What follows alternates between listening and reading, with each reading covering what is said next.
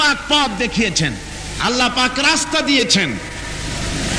মরুভূমির ভিতরে যে রব্বুল আলামিন পথের নিশানা তৈরি করে দিলেন, যেখানে গভর্নমেন্ট রাস্তা বানাতে পারে না, মরুভূমির ভিতরে যিনি পথের নিশানা বানালেন মানুষ যেন না হারায়, যে আল্লাহ রাব্বুল আলামিন দুর্গম পাহাড়ির ভিতরে গিরিপথ তৈরি করে দিলেন মানুষ যেন হারায় না যায়।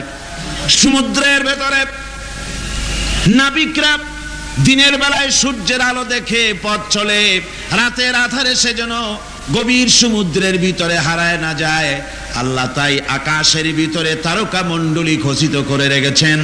সমুদ্রের নাবিকেরা, জাহাজের নাবিকেরা তারকা দেখে দেখে পথ নির্ণয় করে নেন। যে মাবুদ রাস্তা বানালেন জঙ্গলের ভিতরে, পাহাড়িয়া এলাকার ভিতরে, যে মহান প্রভু রাস্তা বানালেন, নিশানা বানালেন মরুভূমির ভিতরে, যিনি রাস্তা দেখায় দিলেন গভীর সমুদ্রের ভেতরে, সেই আল্লাহ রব্বুল আলামিন আমরা দুনিয়ার বুকে মানুষেরা অন্ধকারে মরবো, রাস্তা হবে না, এমনটি তো হতেই পারে না। আল্লাহ রব্বুল আলামিন আমাদের জন্য রাস্তা বানাইছেন। মহান আল্লাহ রব্বুল আলামিন বলেন, وعلى الله قصد السبيل ومنها جائر।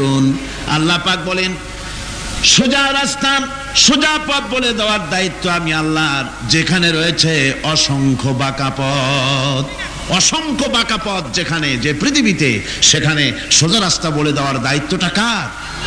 জোরে বলেন কার? আল্লাহ শুধু সৃষ্টি করেন না, সৃষ্টি করেন, শিক্ষা দেন, পথ বলে দেন, পথটাও বাকি রাখেন না, পথটাও তিনি বলে দিয়ে দেন। হযরতে মূসা আলাইহিস সালামের কাছে ফেরাউন প্রশ্ন করলো, তুমি যে রবের দাবি করছো, যে একজন রব আছেন, সে রবের পরিচয় কি? তোমার সেই রব কে? হযরতে মূসা আলাইহিস সালাম যে জবাবটা দিলেন, কি সুন্দর জবাব! এক কথার ভিতরে সমস্ত কথা সন্নিবেশিত হয়ে গেছে। ফেরাউনের প্রশ্নের জবাবে রব কে, এ কথার জবাব দেওয়া যায়, হাজার হাজার পৃষ্ঠা লেখা যায়। রবকে, তার পরিচিতি। আমি যদি এখন শুধু রব শব্দের ব্যাখ্যা করি, তাফসীর করি, রাত শেষ হয়ে যেতে পারে, ইনশাআল্লাহ ব্যাখ্যা দেওয়া যাবে। কিন্তু মূসা আলাইহিস সালাম কি সুন্দর একটা জবাব দিয়া দিলেন, রবকে শোনো। রব্বুনাল্লাযী আ'তা কুল্লা শাইইন খালকাহু সুম্মা হাদা। রব হচ্ছেন সেই, আমার প্রভু হচ্ছেন তিনি, যিনি সমস্ত সৃষ্টিকে, সমস্ত মাখলুকাতকে যিনি সৃষ্টি করেছেন, আর সৃষ্টি করার পর তার চলার জন্য পথ তৈরি করে দিয়েছেন। তিনি হচ্ছেন আল্লাহ পাক, যিনি সৃষ্টি করেন আর পথের দিশা দেন। তিনি হচ্ছেন আল্লাহ পাক, তিনি হচ্ছেন রব। শুধু বানান না, বানাবার পরে তার প্রয়োজনটাও মিটায় দেন। কোরআনে কারীমের ভিতরে আল্লাহ রাব্বুল আলামিন পৃথিবীবাসীদের জন্য যা কিছু প্রয়োজন সব কিছু সন্নিবেশিত করে দিয়েছেন। শুরু করলেন বা দিয়া, শেষ করলেন সিন দিয়া, বাস করে দিলেন, যেন বলা হলো পৃথিবীর মানুষেরা, তোমাদের জন্য কিয়ামত পর্যন্ত যা কিছু দরকার সবগুলি আমি আল্লাহ রব্বুল আলামিন কোরআনের মধ্যে ভরে দিয়েছি। বাস হয়ে গেছে, আর কিছুর প্রয়োজন নাই, আর কিছু প্রয়োজন নাই, সব আমি কোরআনে কারীমের ভেতরে সন্নিবেশিত করে দিয়েছি। আল্লাহ রাব্বুল আলামিন বলেন, কুল লাউ কানাল বাহরু মিদাদান লিকালিমাতি রাব্বি লানাফিদাল বাহরু ক্বাবলা আন তানফাদা কালিমাতু রাব্বি ওয়ালাউ জিনা বিমিসলিহি মাদাদা। আল্লাহ পাক বলেন, নবী আপনি বলুন, আমার রবের কথাগুলি লেখার জন্য যদি সমুদ্রের পানিগুলি, সমুদ্রের সমস্ত পানিগুলি যদি কালিতে পরিণত হয়ে যায়, আর আমার রবের কথাগুলি যদি লেখা শুরু হয়ে যায়, আমার রবের কথাগুলি লেখার পূর্বে সমস্ত সমুদ্রের পানিগুলি শেষ হয়ে যাবে। তারপরে যদি আবার সমুদ্র ভরে দেওয়া হয়, আরো যদি লেখা হয়, তবুও আমার রবের কথা লেখা শেষ হবে না। আল্লাহ রাব্বুল আলামিন বলেন, ولو أن ما في الأرض من شجرة أقلام والبحر يمده من بعده 7 أبحر ما نفدت كلمة الله। আল্লাহ রাব্বুল আলামিন বলেন মা নাফিদাত কালিমাতুল্লাহ, আল্লাহ পাক বলেন 7টা সমুদ্রের পানি যদি একত্রিত করা হয়, 7টা সমুদ্রের পানি যদি এক জায়গায় করা হয়, এই পানিগুলি যদি কালিতে পরিণত হয়ে যায়, আর পৃথিবীর সমস্ত গাছগুলি যদি কলমে পরিণত হয়ে যায়, ওই গাছগুলি দিয়ে যদি ওই পানির কালি দিয়ে আমার প্রভুর কথা আল্লাহ রাব্বুল আলামিনের কোরআনের কথা যদি লেখা শুরু হয়ে যায়, লিখতে লিখতে সমস্ত পানিগুলি গাছগুলি শেষ হয়ে যাবে, আল্লাহ পাকের কালামের ব্যাখ্যা লেখা শেষ হবে না। মা নাফিদাত কালিমাতুল্লাহ, আল্লাহর কথা লেখা শেষ হবে না। এত বড় বিরাট আজিম কিতাব আল্লাহ পাক আমাদেরকে দান করেছেন, সুবহানাল্লাহ পড়েন। এই কিতাবের এত বড় গুরুভার আল্লাহ রাব্বুল আলামিন বলেছেন লাউ আনজালনা হাযাল কুরআন আলা জাবালিন লারাআইতাহু খাশিআম মুতাসাদ্দিআম মিন খাশিয়াতিল্লাহ, আমি যদি এই কোরআনকে পর্বতের উপরে নাজিল করতাম, তাহলে তুমি দেখতে পেতে আমার ভয় ভীত সন্ত্রস্ত হয়ে পাহাড়গুলো চূর্ণ বিচূর্ণ হয়ে যেত। এত বড় আসিম কিতাব আমি তোমাদেরকে দান করেছি, যার গুরুভার বহন করতে কেউ রাজি হয়নি, পাহাড় পর্বত কেউ রাজি হয়নি, মানুষ রাজি হয়েছে। এই মানুষের উপরে আমি এটা অবতীর্ণ করেছি, গোটা বিশ্ববাসীর সামনে এই কিতাব আমি দিয়েছি তোমাদেরকে, এর দ্বারা হেদায়েত তোমরা গ্রহণ করবে। কিয়ামতের দিন আল্লাহর এই বিরাট নিয়ামত আমাদেরকে দান করলেন, আমরা এই নিয়ামতের নাশকর করেছি, অর্থাৎ এই কোরআনকে আমরা ব্যবহার করেছি সঠিকভাবে করি নাই, বেঠিকভাবে করেছি। প্রথম দিন দ্বিতীয় দিন আমি বলেছি কোরআন শরীফকে শুধু তাবিজ তুমারের জন্য, শুধু সওয়াবের জন্য তেলাওয়াত করেছি, আসলে শুধু সওয়াবের জন্য তো আসেনি। কোরআন কোরআন বুঝতে হবে, আমল করতে হবে, তবে না শান্তি পাবো। আপনি যদি কোরআন হচ্ছে মানুষের জীবন সমস্যার সমাধানের গ্রন্থ, ওষুধ খেলে রোগ ভালো হয়, ওষুধ খেলে কি হয়? কেউ যদি সকাল বেলায় তসবিহ হাতে নিয়ে 500 বার পড়ে ওষুধ ওষুধ ওষুধ, 500 বার পড়লে রোগ কি ভালো হবে? বরং রোগ আরো বাড়তে পারে চিল্লাইতে চিল্লাইতে।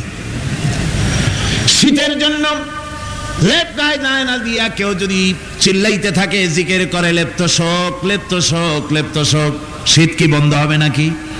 পানির পিপাসায় ছটফট করে মানুষ যদি চিল্লায় পানি পানি পানি পানি পানি, পানির পিপাসা আরো বাড়বে।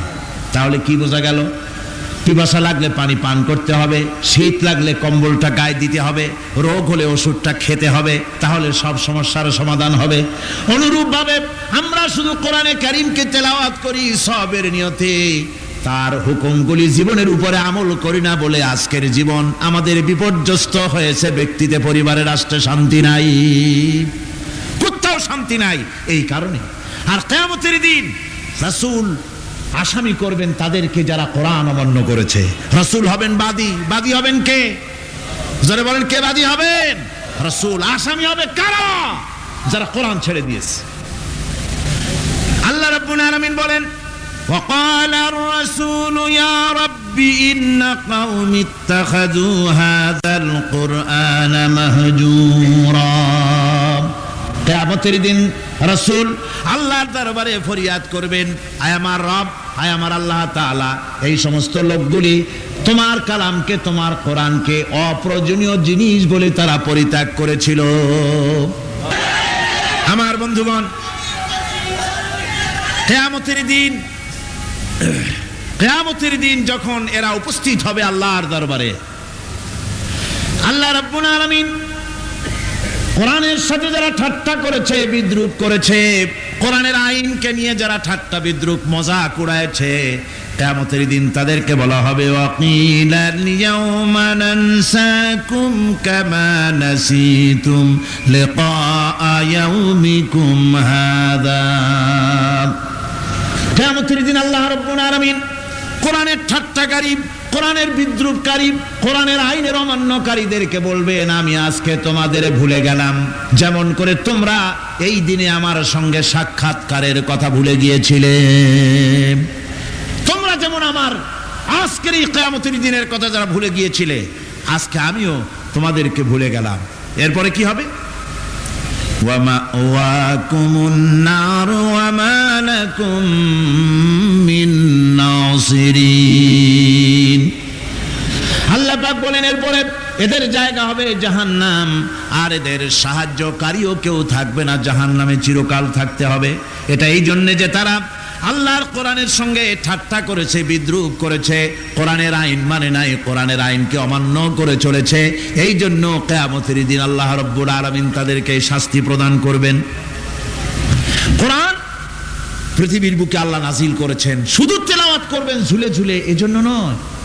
কি জন্য নাজিল হলো? এবার উদ্দেশ্য শুনুন। আল্লাহ পাক বলেন আর রহমান আল্লামাল কোরআন। আল্লাহ রাব্বুল আলামিন তিনি হলেন এমন দয়াবান, এমন রহমান, যিনি কোরআন শিখালেন। কি কারণে শিখালেন? কোরআন নাজিলের উদ্দেশ্য কি? আল্লাহ পাক বলেন ইন্না আনজালনা ইলাইকাল কিতাবা বিল হাক্কি লিতাহকুমা বাইনান নাসি বিমা আরাকাল্লাহ। আল্লাহ পাক বলেন এই কিতাব আমি আপনার প্রতি অবতীর্ণ করেছি এই জন্যে যাতে করে আপনি আল্লাহর প্রদর্শিত এই বিধান অনুযায়ী মানুষের উপরে বিচার ফয়সালা করতে পারেন। মানুষের উপরে আইন চলবে আল্লাহ। কার আইন? জোরে বলেন কার আইন? আলা লাহুল খালক ওয়াল আমর। সৃষ্টি যার, আইন চলবে কার?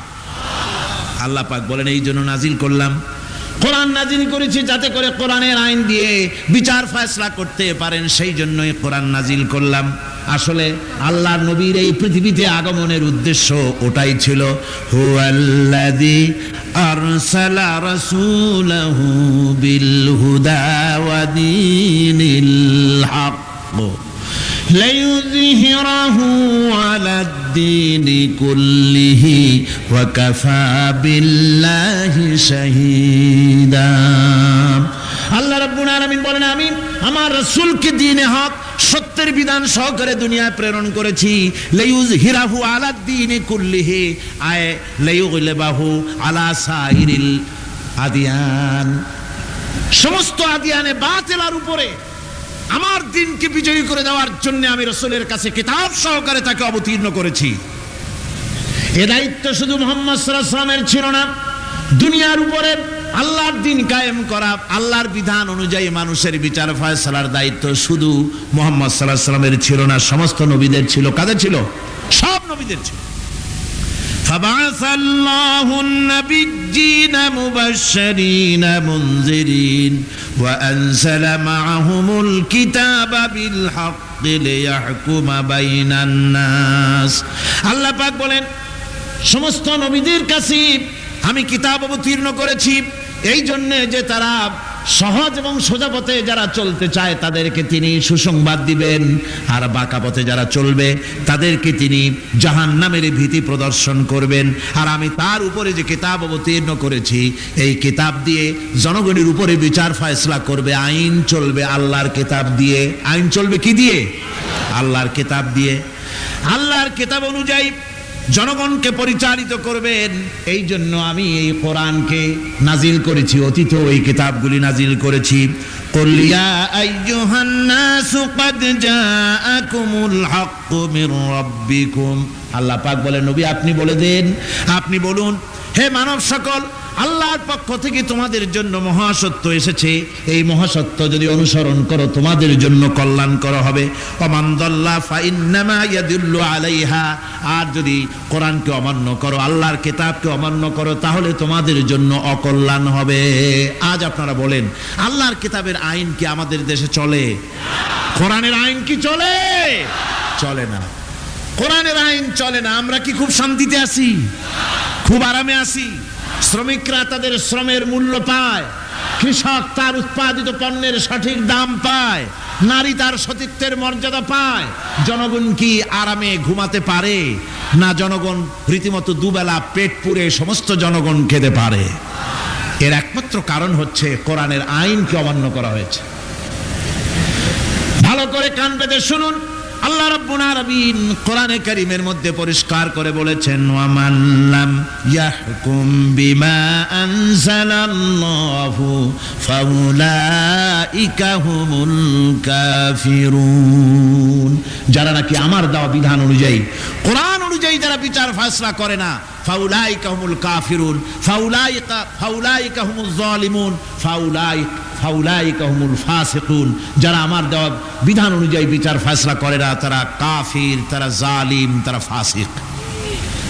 সুতরাং এর ভিতরে এই জুলমের মধ্যে জালিমদের অন্তর্গত, ফাসিকদের অন্তর্গত হয়ে বাংলাদেশের বহু মুসলমান, পৃথিবীর বহু এলাকার মুসলমান এর মধ্যে লিপ্ত হয়ে আছে। কোরআনের আইন চালু না করলে পরে, কোরআনের আইন না মানলে পরে জালিম হতে হবে, কাফির হতে হবে, ফাসিক হতে হবে। অর্থাৎ যতখানি না মানবেন ততখানি এই বিশেষণে বিভূষিত হতে হবে। এক শ্রেণীর লোক আছে যারা বলে বেড়ান ধর্ম আর রাজনীতি আলাদা। বলেন কিনা কর, জোরে বলেন, বলে কিনা? ধর্ম আর রাজনীতি আলাদা। তারা বলেন আমরা ধর্ম নিরপেক্ষ থাকতে চাই। তারা কি থাকতে চায়? ধর্ম নিরপেক্ষ থাকতে চায়। কোরআনে কারিমে এই ধর্ম নিরপেক্ষবাদীদের ব্যাপারে কোরআন কি বলছে শুনুন। আল্লাহ রাব্বুল আলামিন বলেন, আলাম তারা ইলাল্লাযীনা ইয়াজউমুনা আন্নাহুম আমানু বিমা উনজিলা ইলাইকা ওয়া মা উনজিলা মিন ক্বাবলিক। আল্লাহ পাক বলেন, হে নবী, তুমি কি সেই সব লোকদেরকে দেখেছ যারা দাবি তো করে যে আমরা আল্লাহর উপর ঈমান এনেছি আর এই কিতাবের উপর ঈমান এনেছি, এর পূর্বে যত কিতাব নাজিল হয়েছে সেসব কিতাবের উপরেও ঈমান এনেছি। ধর্মনিরপেক্ষবাদীরা তারা তো বলে না যে আল্লাহ মানি না, কোরআন মানি না, একথা বলে না, ওটা বলে না। কি বলে? সেই বলা কথাটাই আল্লাহ এখানে অনেক আগে বলে রেখেছেন। ওরা বলে যে আমরা অবশ্যই আল্লাহকে মানি, আল্লাহর কিতাব মানি, এর পূর্বে যত কিতাব নাজিল হয়েছে সেগুলোও মানি, তবে ইউরিদুনা আইয়াতাহাকামু ইলাত তাগুত, তারা চায় তাদের জীবনের সমস্ত সমাধান সমস্যার জন্য তাগুতের কাছে যেতে চায়। তাগুতকে, আল্লাহকে বাদ দিয়ে তারা যেতে চায় কোথায়? তাগুতের কাছে। জোরে বলেন, কিসের কাছে যেতে চায়? তাগুতের কাছে। তাগুত বলে কারে? তাগুত বলা হয় যে নিজে আল্লাহর আইন মানে না এবং অপরকেও আল্লাহর আইন অমান্য করতে বাধ্য করে, তাকে বলা হয় তাগুত। ওরা বলে ধর্ম আর রাজনীতি আলাদা। কোরআন মানি কিন্তু কোরআনের আইন মানি না। ওরা কোরআন মানে ঠিকই, বলে যে কোরআন মানি, কিন্তু কোরআনের আইন মানে। তাহলে এ মানি বলার অর্থটা কি?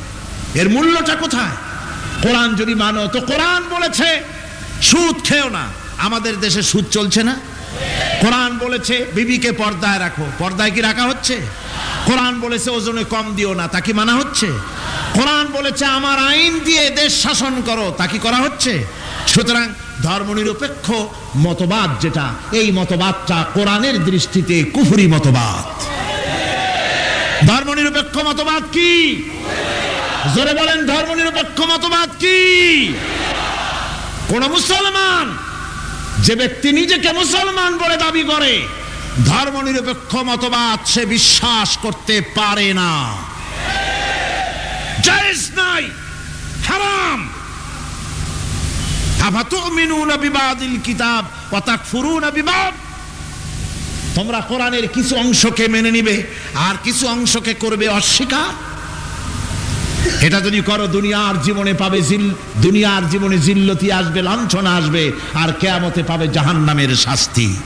সুতরাং ধর্মনিরপেক্ষ মতবাদের অর্থ তারা বলে যে ধর্মহীনতা নয়, আসলে কিন্তু ধর্মনিরপেক্ষ মতবাদের অর্থই হলো ধর্মহীনতা। ঠিক কিনা কন? জোরে বলেন ঠিক কিনা? এই ধর্মনিরপেক্ষ মতবাদ আমাদের দেশের জন্ম হয় নাই, এর জন্ম হয়েছে ইউরোপ সভ্যতায়। প্রাচীন ইউরোপ সভ্যতায় এর জন্ম হয়েছিল, সেখান থেকে তার আন্ডা বাচ্চা ভারতে এসেছিল।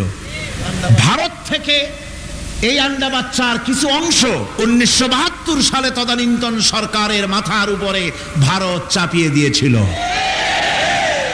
সেই ধর্মনিরপেক্ষ মতবাদ 1972 সনের সংবিধানে লেখা হলো, কিন্তু 1982 সনে যখন সংবিধান আবার অ্যামেন্ডমেন্ট করা হলো, তখন ধর্মনিরপেক্ষতার তার কপালে ঝাঁটা মেরে বিদায় করা হয়েছে। বাংলাদেশে ধর্মনিরপেক্ষ মতবাদ চলতে পারে না। ধর্মনিরপেক্ষ মতবাদের কথা আমাদের দেশে তারাই বলে যারা ৭২ সনে ক্ষমতায় ছিলেন। তারা ধর্মের সাথে কি ব্যবহার করেছেন আমরা ভুলে যাই নাই, আপনারা ভুলে গেছেন। ১৯৭২ সনে দেশের সমস্ত বিশ্ববিদ্যালয়ের মনোগ্রাম থেকে ইকরা বিস্মি রাব্বিকাল্লাযী খালাক রাব্বি জিদনি ইলমা কোরআনে কারীমের এই আয়াতকে বিদায় করে দেওয়া হয়েছিল। শাসনতন্ত্রের শিরোনামে বিসমিল্লাহকে গ্রহণ করা হয় নাই। শুধু তাই নয়, কোরআনে কারীম যেখানে তেলাওয়াত করা হয় তখনকার সময় রেডিওতে টেলিভিশনে ওই ৭২ থেকে ৩ বছর, এবং এখনো সেই দলটি মিটিং করতে গিয়ে কোনো জায়গায় কিছু করতে গিয়ে আগে কোরআন শরীফ, তারপরে গীতা, তারপরে বাইবেল, এগুলি হচ্ছে মুনাফিকের লক্ষণ। কিসের লক্ষণ? যেখানে যেই টেবিলে যেই মঞ্চে কোরআন তেলাওয়াত হয় বাইবেল গীতা পড়া হারাম, পড়া হতে পারে না। কোরআনের চাইতে শ্রেষ্ঠ কিতাব আল্লাহর দুনিয়া আছে? সমস্ত কিতাবকে রদ করেছে কোরআন।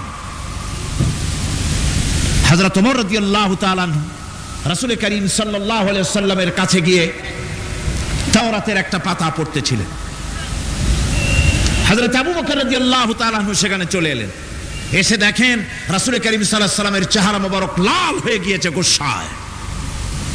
হযরত আবু বকর বললেন, ওমর তুই যদি এর থেকে মরে যেতিস, তুই যদি এর থেকে মরে যেতিস, তুই যদি এর থেকে মরে যেতি।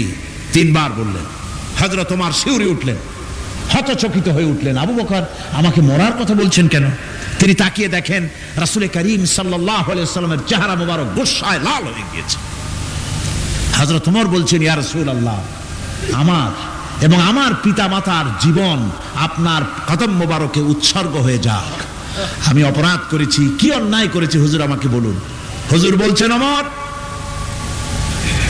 তুমি যে তাওরাতের পাতা আমার সামনে পড়তেছো, এই তাওরাত যার উপরে নাজিল হয়েছিল সেই মুসা আলাইহিস সালাম যদি আজকে বেঁচে থাকতেন তাহলে আমার উম্মতের ভিতরে শামিল হয়ে যাওয়া তার জন্য ফরজ হয়ে যেত।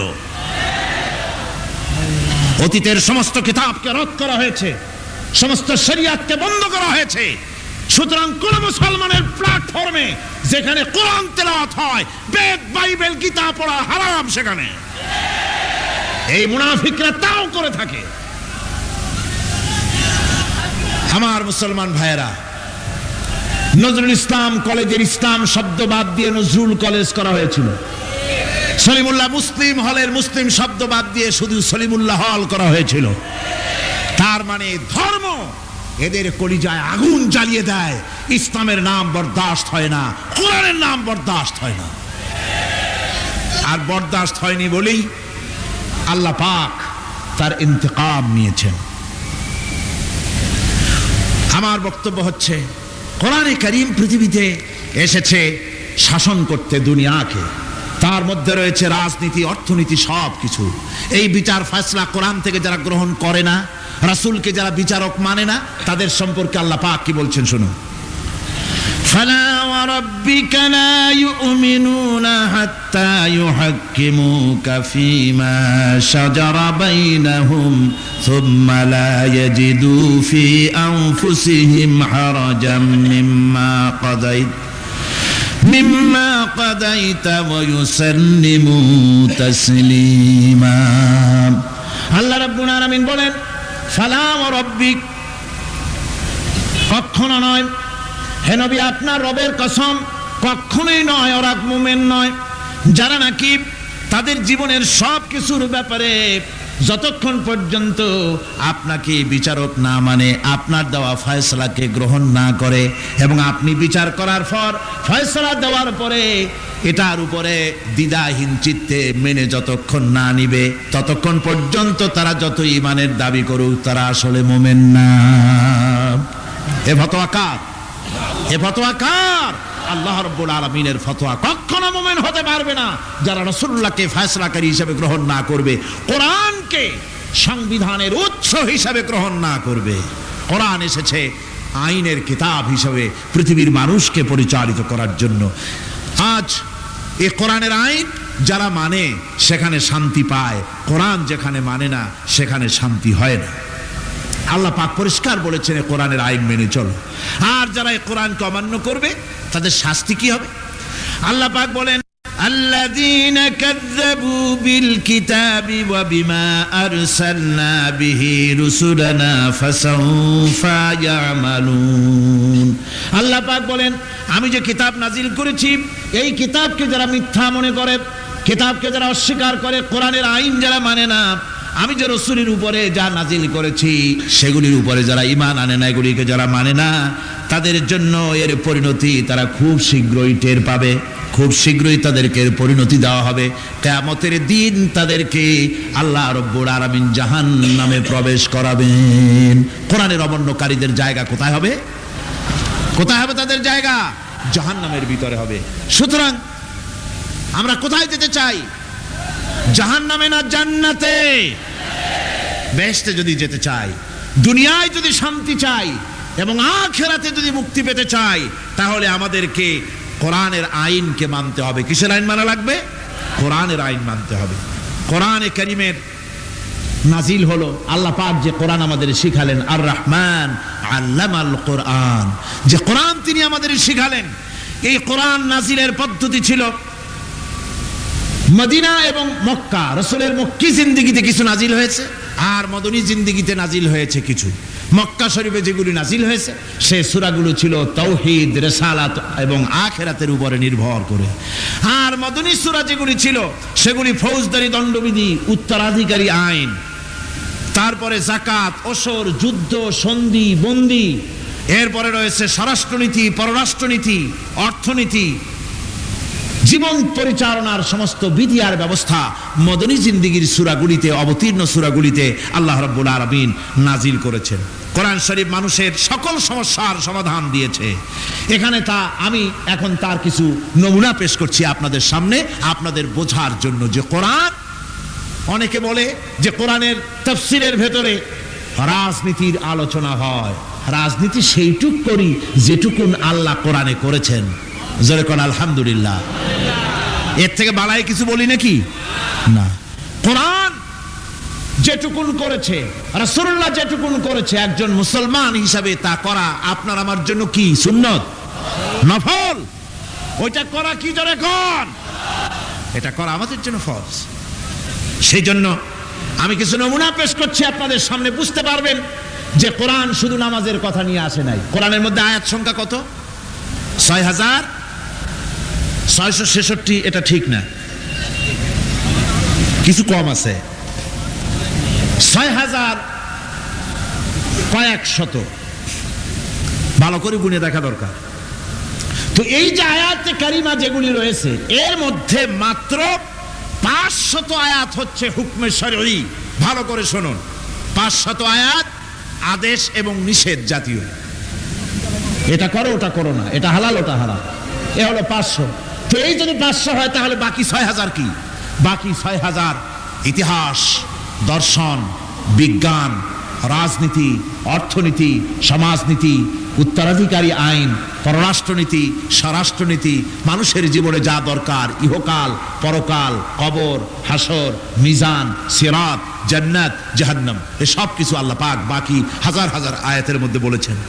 তো 500 আয়াতের পরিচিতি আমাদের জানা আছে, নামাজ, রোজা, হজ, যাকাত, হালাল, বৈধ, অবৈধ ইত্যাদি সম্পর্কে। কিন্তু বাকি আয়াতগুলিতে আমাদের জীবন পরিচালনার ব্যাপারে আল্লাহ পাকের কথা শুনুন, কিভাবে এ কথাগুলি আল্লাহ পাক আমাদের বলছেন। বিচার পদ্ধতি সম্পর্কে শুনুন। কোরআন যে বিচার পদ্ধতি আমাদেরকে দিয়েছেন, নিরঙ্কুশ ন্যায় বিচারের কথা কোরআন বলেছে। কোরআন বলেছে বিচার হতে হবে কি ধরনের? ওয়াইদা হাকামতুম বাইনান নাসি আন তাহকুমু বিল আদল। কোরআন শরীফ বলেছে তোমরা যখন লোকদের মাঝে বিচার ফয়সালা করবে তখন অবশ্যই সুবিচার করবে, জাস্টিস, ন্যায় বিচার করবে। এই ন্যায় বিচার করতে গিয়ে তোমার সামনে যদি বিজাতীয় কোনো লোক আসামি হয়ে দাঁড়ায়, অমুসলিম, তখন বিচারটা কিভাবে করবে? কোরআনে কারীম বলছে ওয়ালা ইয়াজরিমান্নাকুম শানাআনু কওমিন আলা আল্লা তা'দিলু।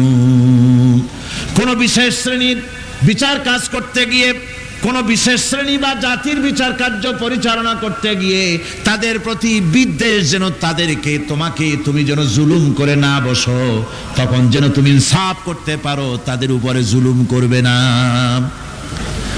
সে যদি তোমার জাতের লোক না হয়, বিচার করতেছে তুমি বিচারক হিসাবে সঠিক বিচার করবে, বিচারের মানদণ্ডকে কখনো হেলাদোলা করবে না, ভালো সুবিচার করবে। এটা হচ্ছে কোরআনে কারীমের কথা। আর আত্মীয় স্বজনের বিচার সম্পর্কে বলা হচ্ছে যে তোমরা বিচার নিয়ে, সুবিচার নিয়ে তোমরা দাঁড়াও, দণ্ডায়মান হও সুবিচার নিয়ে। মুসলমানেরা তোমরা যখন বিচার করবে, তখন এই বিচার করতে গিয়ে ওয়ালাউ আলা আনফুসিকুম আবিল ওয়ালিদাইনে ওয়াল আকরাবিন, সে যদি তোমার নিজের বিরুদ্ধেও যায় বিচার, তা যদি তোমার সন্তান সন্ততি ভাই ব্রাদার মা বাপ ইত্যাদির বিরুদ্ধেও যদি চলে যায়, ইয়াকুন গানিয়ান আও ফাকিরান, যদি সে গরিব হয় যদি সে ধনীও হয়, বিচারের বেলায় কোনো রকম তারতম্য করবে না, আপন হোক পর হোক বিচার করতে হবে সঠিক। এটা কার কথা? আল্লাহর। জোরে বলেন কার কথা? পৃথিবীর কোন ধর্মগ্রন্থে কথা বলেছে? পৃথিবীর কোন জাতি কথা বলেছে? কোরআন বলেছে এই সুবিচারের কথা। সুবিচার করতে হবে, বিচারের বেলায় খবরদার আপন পর এবং কোন ধর্মের লোক এই চিন্তা করতে যেও না।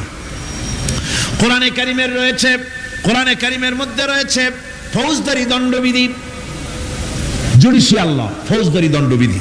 এখানে একটা কথা বলে নিতে হয়, আল্লাহর আইন, মূল কথাটা কি? আল্লাহর আইন। আল্লাহর আইনের কথা শোনা মাত্রই এক শ্রেণীর লোকেরা মনে করে আল্লাহর আইন মানেই হলো হাত কাটা, আল্লাহর আইনের অর্থই হলো গলা কাটা, আল্লাহর আইনের অর্থই হলো দৌড়া মারা। এটা একটা বাজে কথা। আল্লাহ পাকের আল্লাহ কি এইরকম একটা বদমেজাজি দারোগার মতো আল্লাহ যে মানুষ পাইলেই খালি পিটাবে আর হাত কাটবে? একটা কথা হইল? হাত কাটা, গলা কাটা, এটা কখন? সুবিচার প্রতিষ্ঠিত হয়ে যাবে, খাওয়া পড়ার গ্যারান্টি মিলবে, তারপরে যদি কেউ চুরি করে দৃষ্টান্তমূলক শাস্তি দাও হাত কেটে। এর আগে না। মদিনা মুনাওয়ারায় হযরত ওমর রাদিয়াল্লাহু তাআলা আনহুর সময় অনাবৃষ্টির কারণে দুর্ভিক্ষ দেখা দিয়েছিল। তখন হযরত ওমর জাস্টিসদেরকে, ম্যাজিস্ট্রেটদেরকে ডেকে পরিষ্কারভাবে এলান করে দিয়েছিলেন, এখন যদি কোনো চোর ধরা পড়ে, এই দুর্ভিক্ষ চলাকালীন কোন চোর যদি ধরা পড়ে আর প্রমাণিত হয় পেটের জ্বালায় চুরি করেছে, খবরদার তার হাতকে তোমরা কাটবে না, খবরদার হাত কাটবে না। ইসলাম তো আগে পেটে দেয়। আগে কোথায় দেয়? পেটে, তারপরে দেয় পিঠে, আগে দেয় না। মানুষের খাওয়া পড়া শিক্ষা চিকিৎসা বাসস্থান সবটার গ্যারান্টি দেওয়া হয়। মদিনায় যখন এই গ্যারান্টি এসে গেল, চোরের হাত কাটা আইন মক্কায় নাজিল হয় নাই, নাজিল হয়েছে মদিনা মুনাওয়ারায়, রাসূলের মদনী জিন্দেগিতে। কোন সময়? যখন রাসূলুল্লাহ প্রেসিডেন্ট। রাসূলুল্লাহ কি? জোরে কোন রাসূলুল্লাহ কি? রাষ্ট্রপতি।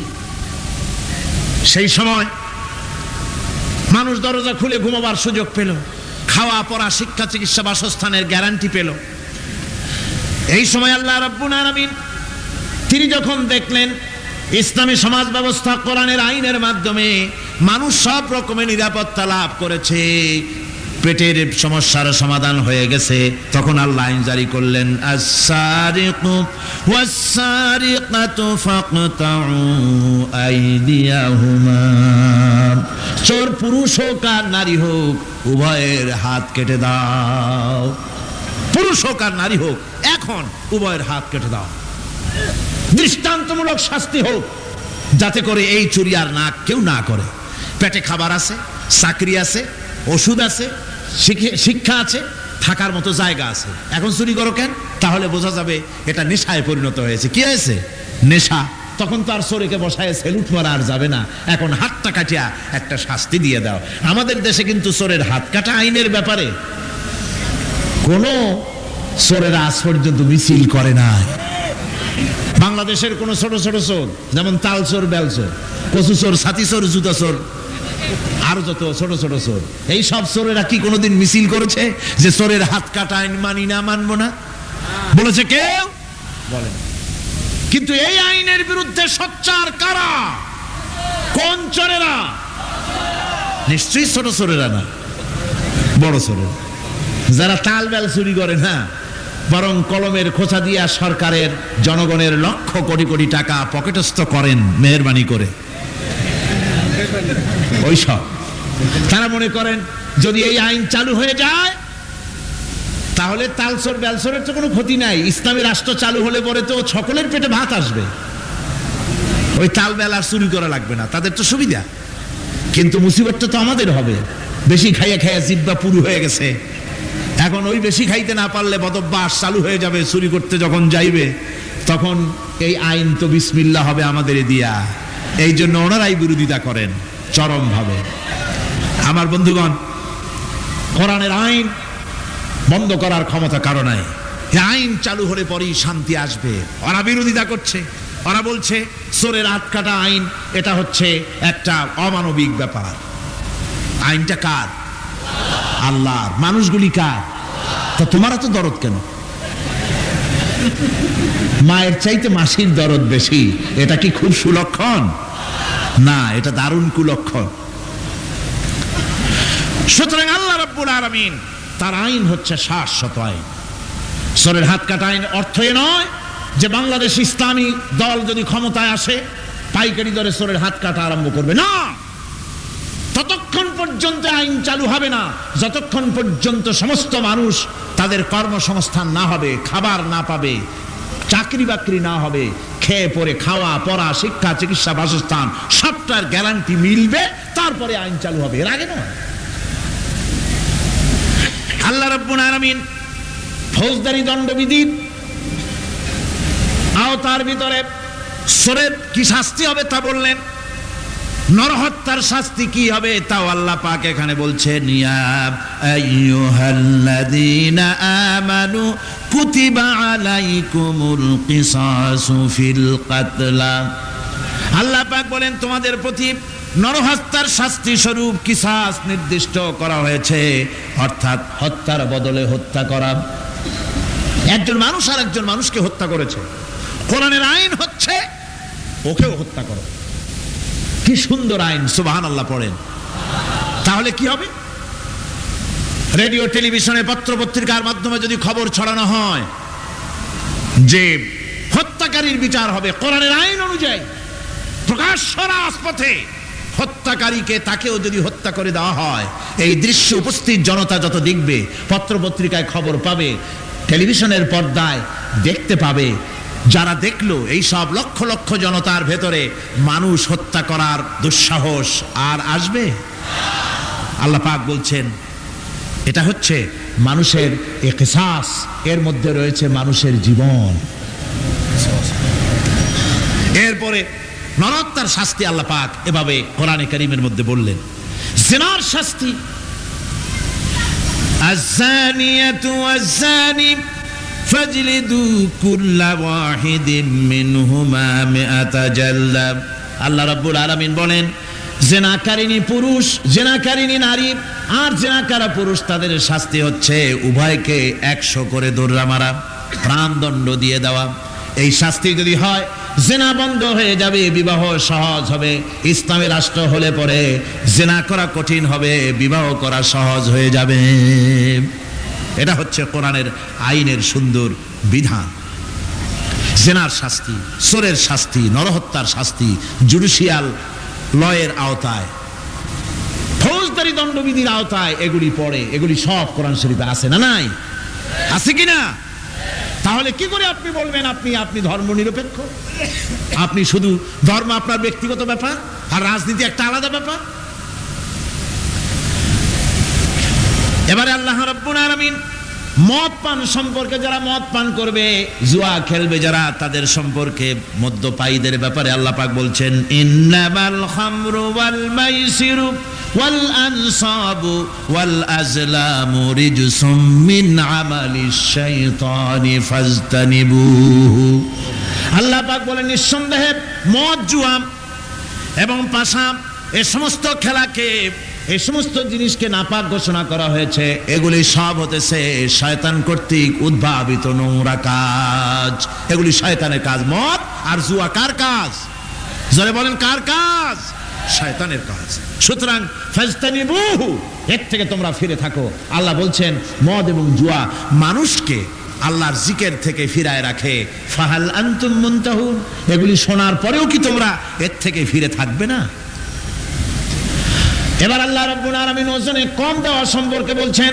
যারা ব্যবসায়ী, অনেক ব্যবসায়ী আছে, ব্যবসা করতে গিয়ে ধর্ম ব্যক্তিগত ব্যাপার, ব্যবসার মধ্যে ধর্ম নিতে চাই না, কয় যে ধর্ম দারুণ পবিত্র জিনিস, এত পবিত্র, শুধু মসজিদে থাকবে, শুধু মাদ্রাসায় থাকবে, আমার জীবনের বিস্তীর্ণ অঙ্গনে ধর্ম ঢুকতে পারবে না।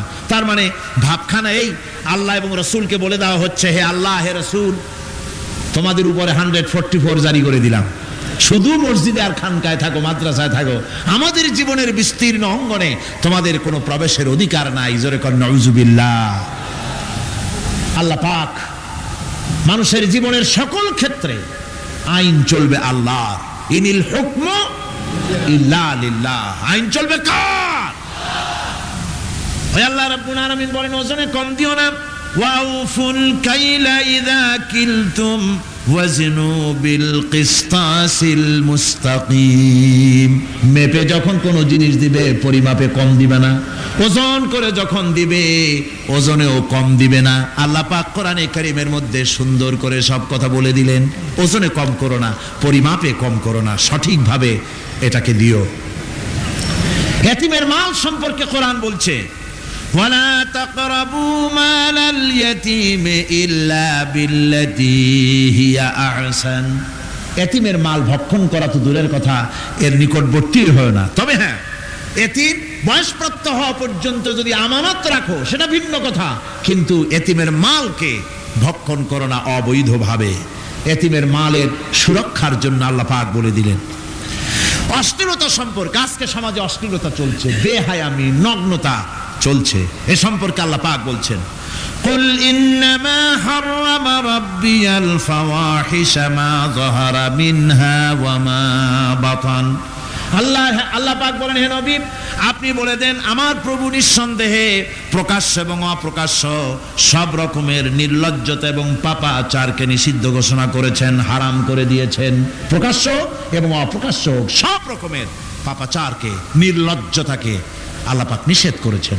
আজকে আমাদের দেশের টেলিভিশনে যে সমস্ত নির্লজ্জ বিজ্ঞাপন দেওয়া হয়, নারীর দেহের যে সৌন্দর্য প্রদর্শনী করা হয়, এ কি কোনো মুসলমান দেশের করা উচিত?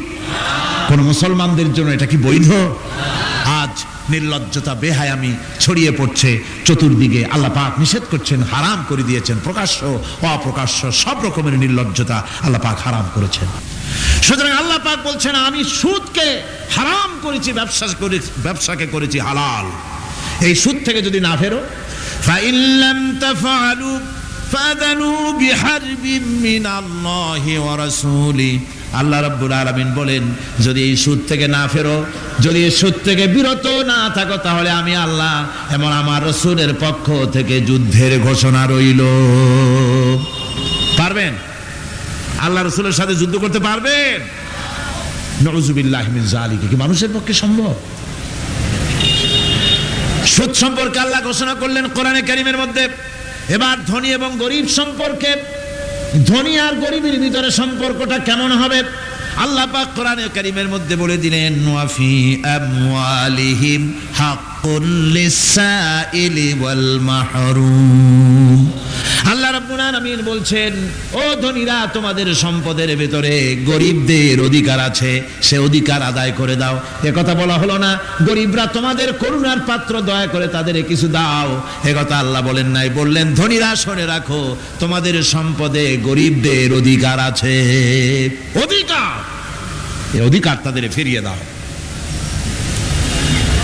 এরপরে আল্লাহ পাক বললেন, কাইলা ইয়াকুনা দুলাতাম বাইনাল আগনিয়াই মিনকুম, তোমাদের সম্পদগুলি যেন তোমাদের ধনশালী লোকদের হাতে যেন পুঞ্জীভূত না হয়ে যায়। দেশের সমস্ত সম্পদ গুটি কতক লোকের হাতে যেন পুঞ্জীভূত না হয়, বরং তার যাকাত, ফিতরা, সাদকা, এককালীন দান ইত্যাদির মাধ্যমে জনগণের কাছে যেন তা পৌঁছে যায়, এক জায়গায় যেন পুঞ্জীভূত হয়ে না থাকে। এভাবে করে আল্লাহ পাক মানুষের জীবনের সাথে সম্পৃক্ত কথাগুলি বলছেন। রাষ্ট্র ব্যবস্থা সম্পর্কে বলছেন, ওয়া আমরুহুম শুরা বাইনাহুম, রাষ্ট্র পরিচালনা করতে গিয়ে তাদের সাথে পরামর্শ ভিত্তিক রাষ্ট্র চালাও, স্বৈরাচার হয়ে ক্ষমতায় বসে থেকো না, ইচ্ছে মাফিক দেশ চালায়ও না, ডিক্টেটর হয়েও না, পরামর্শ ভিত্তিক দেশ পরিচালনা করো। এভাবে করে আল্লাহ রাব্বুল আলামিন রাষ্ট্রপ্রধানকে বললেন, ওয়াসাবিরুহুম ফিল আমর, প্রত্যেকটি ব্যাপারে, রাষ্ট্রের সব ব্যাপারে তাদের সঙ্গে পরামর্শ করে নাও, পরামর্শ সবার সঙ্গে পরামর্শ করে পরামর্শের ভিত্তিতে কাজ করো, এমনি স্বৈরাচার হিসাবে কাজ করো না। কোরআন প্রবর্তিত সমাজ সকল নাগরিকের মৌলিক অধিকারের গ্যারান্টি দিয়েছে, জোরে কোন সুবহানাল্লাহ। এখন আমি যে কথাগুলি বলবো, এই কথাগুলি শুধু মুসলমানদের জন্য নয়, হিন্দু, মুসলমান, খ্রিস্টান, বৌদ্ধ, নারী, পুরুষ, সাদা, কালো, বর্ণ, ভাষা, দল, মত নির্বিশেষে সমস্ত মানুষের জন্য নাগরিক অধিকারের গ্যারান্টি দিচ্ছে কে? আল্লাহ পাক। জোরে বলেন, কে দিচ্ছেন? আল্লাহ পাক। আল্লাহ পাক জীবনের নিরাপত্তা দিচ্ছেন। কোরআনের আইন যদি চালু হয়, নাগরিকদের জীবনের নিরাপত্তা লাভ হবে। জোরে কোন সুবহানাল্লাহ। কিভাবে হবে? আল্লাহ রাব্বুল আলামিন বলেন, ওয়ালা তাকতুলুন নাফসাল্লাতী হারামাল্লাহু ইল্লা বিল হক। আল্লাহ পাক বলছেন, যে জীবনকে আল্লাহ হারাম সম্মানী করেছেন, ন্যায় ব্যতীত তাকে খবরদার হত্যা করো না। মানুষকে হত্যা করো না, খবরদার হত্যা করো না।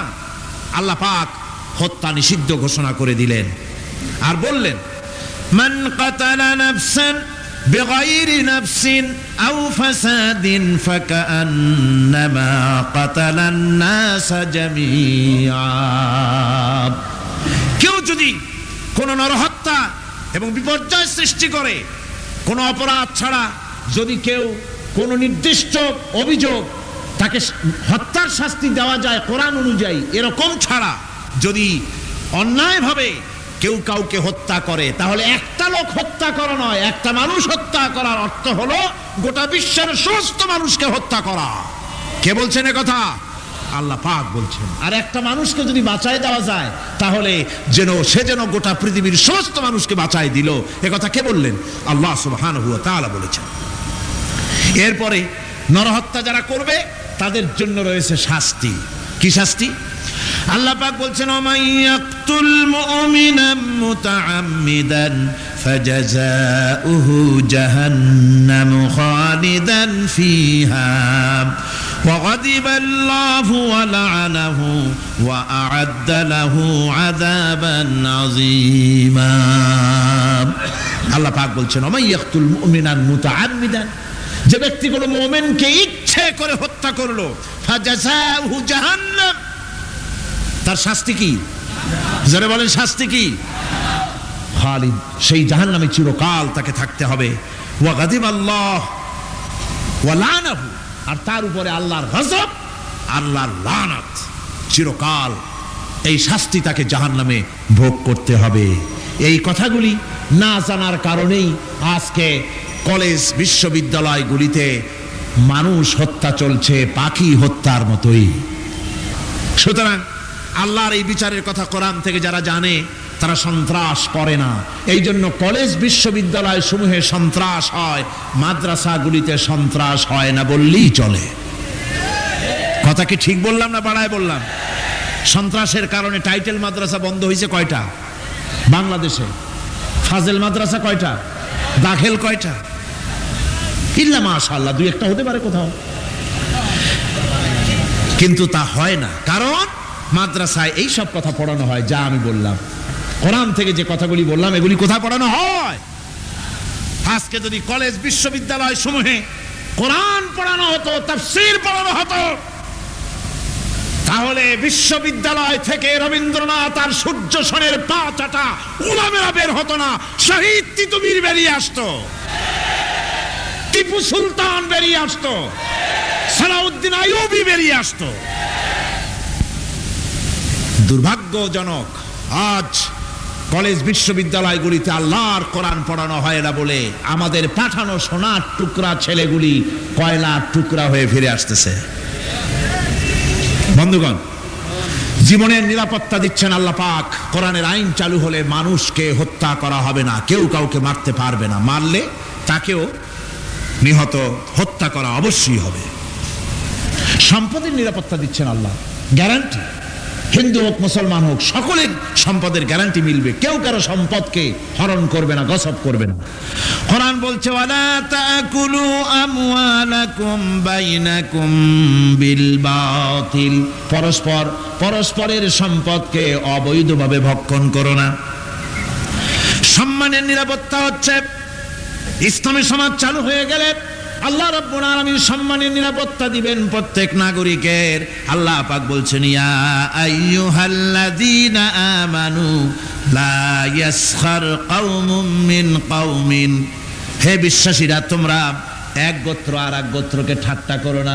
চাষিরা তাঁতিদেরকে গালি দিও না, তাঁতিরা চাষিদেরকে জেলেদেরকে গালি দিও না। এক গোত্র আর এক গোত্রকে ঠাট্টা করো না, বিদ্রুপ করো না।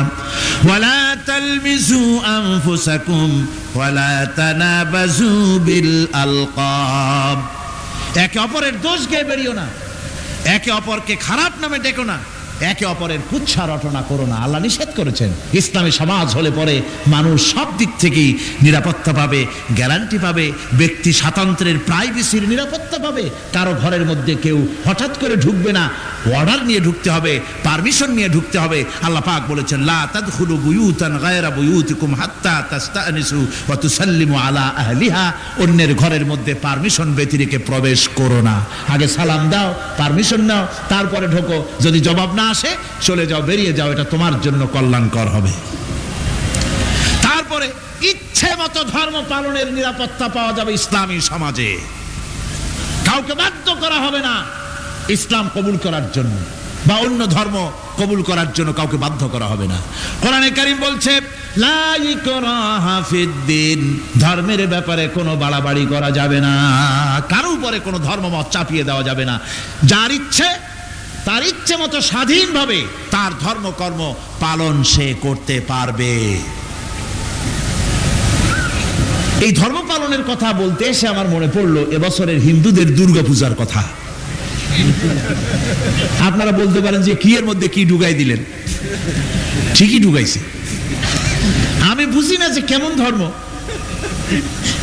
আপনারা আমারে কোন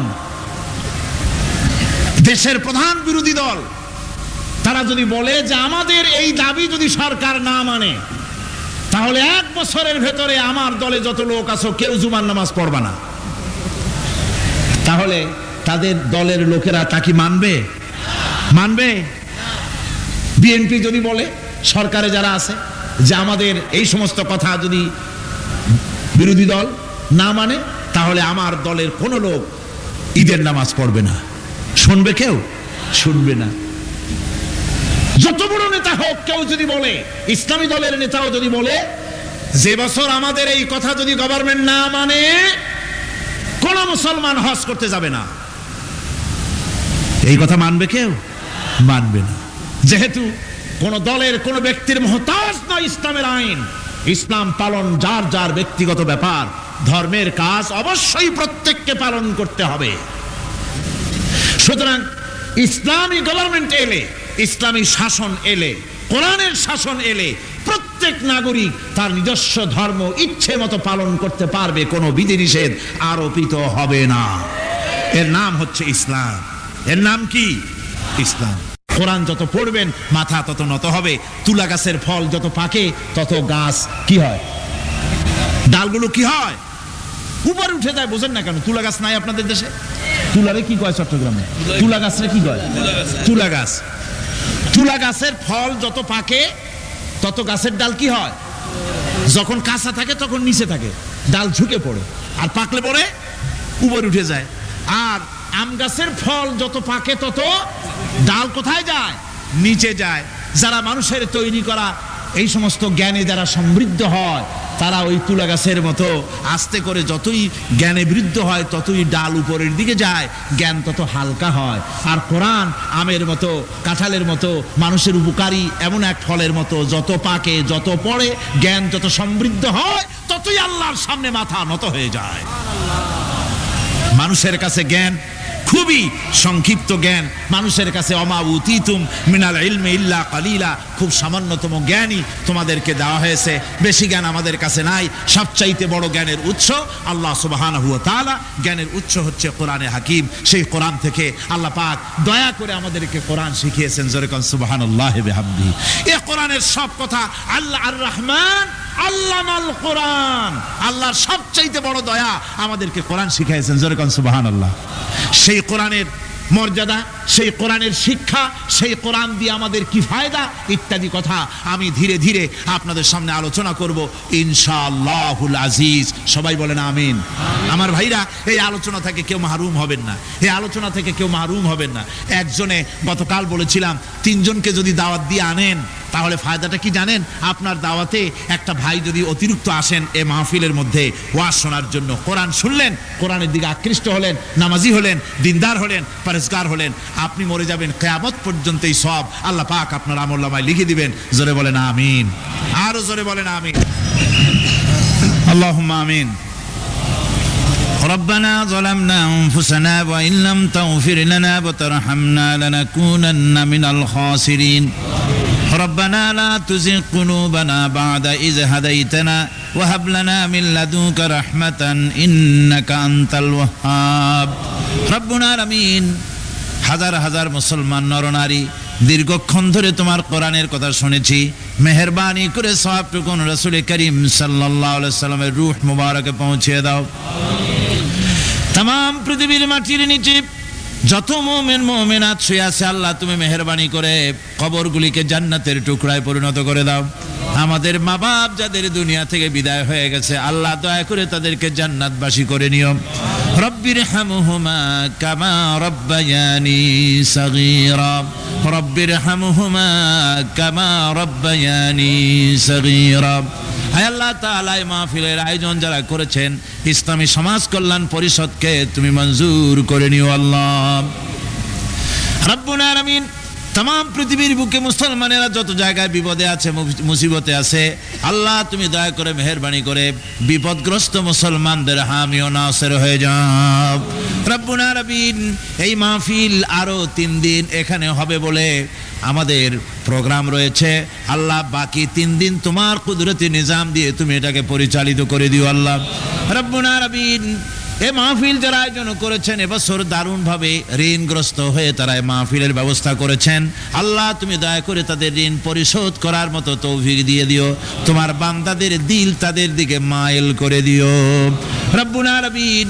এই মাহফিলের যিনি মুরব্বী হযরত মাওলানা শামসুদ্দিন সাহেবের জন্য গতকাল দোয়া করেছি, আজও করছি, গত বছরও করেছি। তোমার কাছে আমরা কাঁদতেই থাকবো, দোয়া করতেই থাকবো, যেহেতু তোমার দরজা ছাড়া আর বান্দার কোনো দরওয়াজা নাই রব্বুল আলামিন। তুমি মেহেরবানি করে আমাদের এই ভাইকে দয়া করে চক্ষুষ্মান করে দাও, তার দৃষ্টি শক্তি দয়া করে তুমি ফিরিয়ে দাও রব্বুল আলামিন। তুমি তোমার বান্দাদের দোয়া তোমার দরবারে মঞ্জুর করে নাও।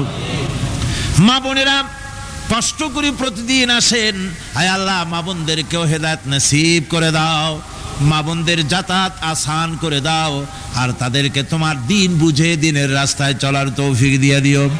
রব্বানা তাকাব্বাল মিন্না ইন্নাকা আনতাস সামিউল আলিম ওয়া তুব আলাইনা ইন্নাকা আনতাত তাওয়াবুর রহিম।